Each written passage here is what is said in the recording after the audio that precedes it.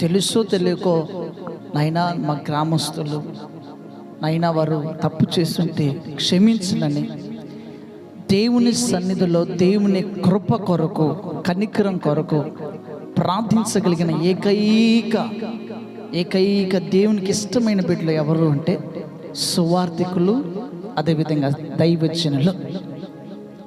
దైవజనుల్ని మనం సన్మానించాలి, దైవజనుల్ని మనం ప్రేమించాలి. వారిని సన్మానించడం, ప్రేమించడం ద్వారా మనం దేవుణ్ణి ప్రేమించినట్లే, దేవుణ్ణి సన్మానించినట్లే.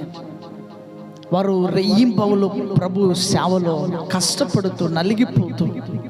వారు బాధపడినా పర్వాలేదు కానీ మమ్మల్ని బట్టి ఏ మనుషుడు బాధపడొద్దు, మమ్మల్ని బట్టి ఏ వ్యక్తి దూషించబడద్దు అని వారి జీవితాలను ప్రభు సేవలో సమర్పించుకొని రోషం కలిగి